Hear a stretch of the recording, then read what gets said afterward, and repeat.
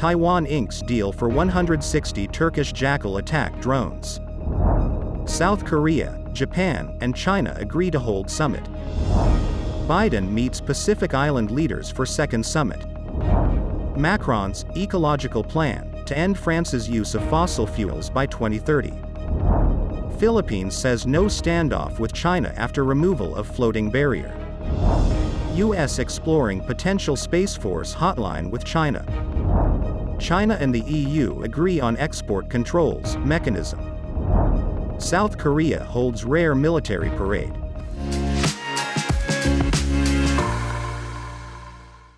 Hello, I'm Wade Lee. Thank you for joining us on Funday News. It is Wednesday, September 27th, and here are your top stories. A Taiwanese drone maker has signed a deal to acquire 160 Turkish-built Jackal attack drones. Taiwan's news reported that Geostat Aerospace and Technology said it had signed a memorandum of cooperation with British firm Flyby Technology. Geostat said that Flyby Technology will provide it with payload solutions, testing and production planning for the new Jackal drone. The company said the deal covers the transfer of the Jackal drone technology in the Asia-Pacific region and other areas. According to Flyby Technology's website, the Jackal is a multi-role attack drone designed and made by Flyby Technology's Turkish partner FlyBVLOS. The drone can take off and land vertically and conduct various missions, such as engaging helicopters, killing tanks, and delivering logistics. General Manager of FlyBVLOS Technology Murat Islayolu said the drone has been equipped with Thales lightweight multi-role missiles and has tested them successfully. Senior diplomats from South Korea, China, and Japan agreed on Tuesday that their countries' leaders would meet at the earliest convenient time. Seoul's foreign ministry said in a statement that specific dates remain under discussion and that the country's foreign ministers would meet in a couple of months. Japan's senior diplomat Yoko Kamikawa said the three countries share the need to restart high-level talks, including summits, as soon as possible. Meeting in Seoul today, senior diplomats from South Korea, Japan, and China have agreed to hold a long-sought summit between their leaders at their earliest convenience. Tuesday's meeting involved South Korean Deputy Foreign Minister Chung Byung-won, Japanese Senior Deputy Foreign Minister Takahira Funakoshi, and Nong Rong, China's Assistant Minister of Foreign Affairs. The three countries had agreed to hold a summit every year starting in 2008 to foster regional cooperation, but that initiative has been frayed by bilateral feuds and the COVID-19 pandemic. The last summit was in 2019. South Korea is this year's host for the three-way meeting. U.S. President Joe Biden met with Pacific Island leaders for a second White House summit on Monday.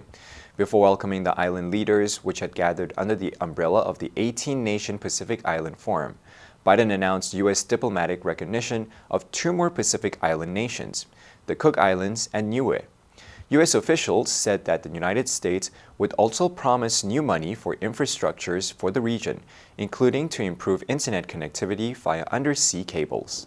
Enter the United States, which will be holding its second Pacific Islands Summit this week, with a focus on bringing the 18 countries in the region together to battle global warming. An official said that the U.S. would work with Congress to provide $40 million to support secure, sustainable, and resilient infrastructure in the region. However, Solomon Islands Prime Minister Manasseh Sogavare, who has deepened his country's ties with China, skipped the summit. Vanuatu Prime Minister Sado Kilman is also not attending the summit. China signed a policing agreement with Vanuatu last month. Kiribati also said this year it plans to upgrade a former World War II airstrip with Chinese assistance.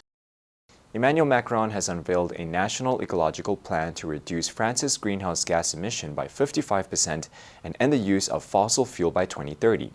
Speaking after a special ministerial council at the Élysées, the French president said an extra 10 billion euro would be put towards the 50-point program, which he described as Écologie à la Française.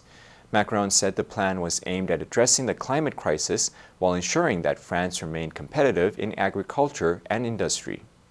Macron added the aim was to reduce dependence on fossil fuel from 60% to 40% by 2030. He said, The priority that we have set is that by January 2027 we will have totally ended the use of coal for our electricity production. Other measures in the plan include the acceleration of electric car production. Companies responsible for 50 of the dirtiest industrial sites in France are to sign an agreement to reduce pollution by 45% before 2030. Macron said the state would be taking back control of electricity prices next month.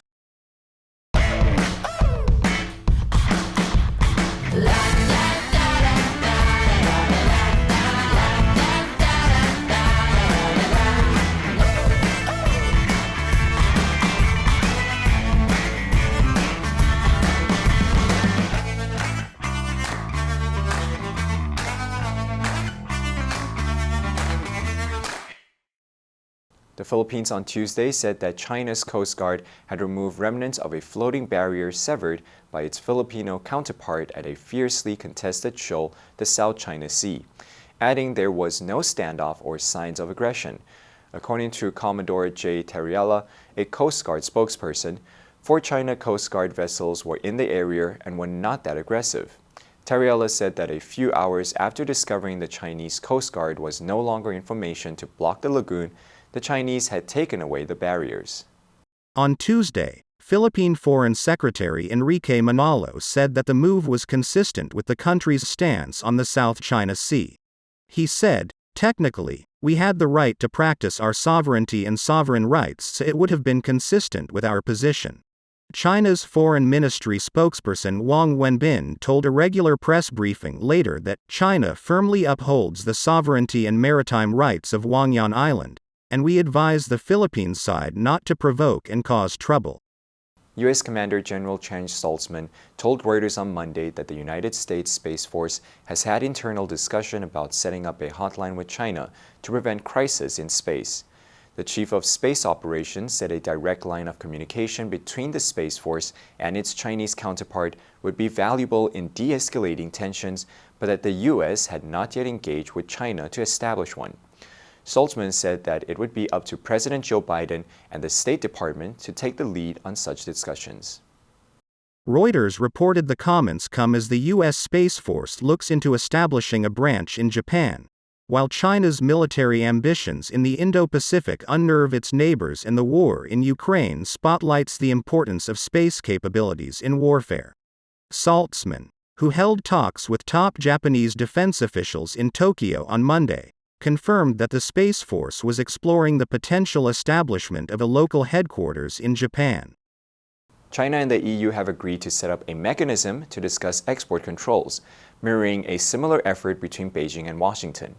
Leader of President Xi Jinping's economic team, He Lifeng, said that the mechanism would allow discussions and communication regarding policies and practices. Both sides said on Monday that they would consider a supply chains transparency mechanism for raw materials. Beijing also agreed to buy more EU agricultural goods. Their ambiguity allows too much room for interpretation. The executive vice president of the European Commission responsible for trade and economics, Valdis Dombrovskis, said that China is willing to increase imports from the EU and hopes that the EU will remove restrictions on the export of high-tech products to China. Both sides said on Monday that they would consider a supply chain transparency mechanism for raw materials. Dombrovskis said that the anti-subsidy investigation on imports of battery-powered electric vehicles coming from China would be transparent and fair. South Korea kicked off its first large-scale military parade in a decade on Tuesday, with weapons ranging from ballistic missiles to attack helicopters due to roll through Seoul in a show of force. In a speech at Seoul Air Base, President Yoon Suk-yeol warned Pyongyang against the use of nuclear weapons and pledged to ramp up support for the military and the defense industry. Yoon said if North Korea uses nuclear weapons, its reign will be brought to an end by an overwhelming response from the ROK-US alliance. South Korea's defense ministry said the full-day event featured thousands of troops and South Korea's homegrown tanks and self-propelled artillery as well as attack aircraft and drones, joined by 300 of the 28,500 U.S. soldiers based in the country. The highlight was a 2-kilometer parade through Seoul's main commercial and business district to the bustling Gwanghwamun area that is the gate to a sprawling palace in the heart of Seoul. South Korea last held a military street parade in 2013. The answer for yesterday was B, sentiment. Public sentiment is against any change to the law. Did you answer correctly? Now let's delve into the news of Macron's ecological plan. Number 1, emission, 排放物,散发物. The government has pledged to clean up industrial emissions. Number 2, eliminate, 排除,清除,消除. The police have eliminated 2 suspects from their investigation. Number 3, accelerate, 加速,加快. He has also called for an acceleration of political reforms. Next, we have a multiple choice question for everyone to practice. Which answer would you choose? You can write your answer in the comment section. The correct answer will be announced tomorrow. And that's it for today's Funday News. Be sure to tune into Funday News from Monday to Friday and click the link below to join Funday for free. I'm Wei Li, your host. I'll see you next time.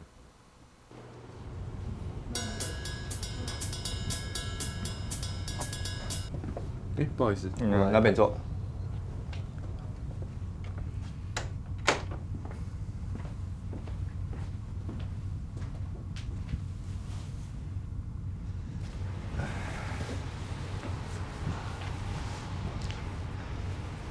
这是你的麦克风。待会我们拍的时候呢，如果没有喊卡的话，你就继续念，不要停。OK。没有喊卡就给我继续念下去哦。好的。